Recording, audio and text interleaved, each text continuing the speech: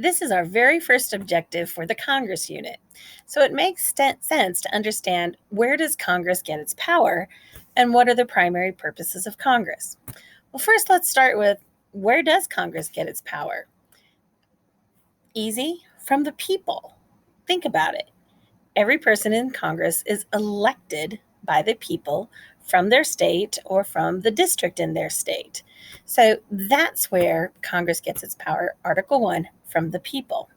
So what exactly is Congress supposed to do? Well, there's three main things that Congress is set up to do and how it is put together in Article 1. So the first one's easy. You all know the purpose of Congress is to make laws. That's right. They create legislation and make laws. And you've also already learned the second purpose, which is part of their separation of powers, is to have checks and balances on the other two branches. So checks and balances is the second purpose of Congress.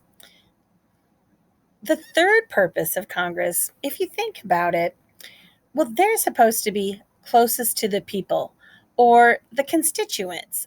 A constituent is the people you represent. So Chuck Grassley is our senator from Iowa. His constituents are all the people from Iowa. So a constituent is the people you represent. Now think about this, because how many of you have met a Supreme Court justice?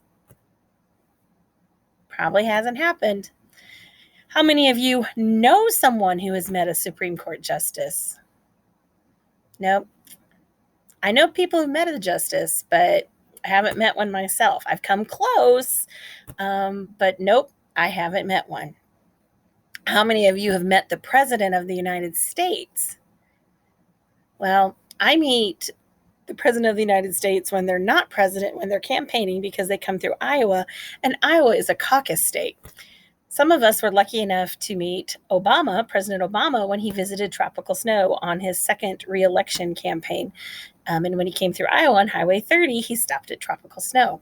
So that was pretty neat that some of us got that chance, but that normally never happens. So how many of you know somebody who knows the president and has met him? It's a little tougher, but that is a little more common.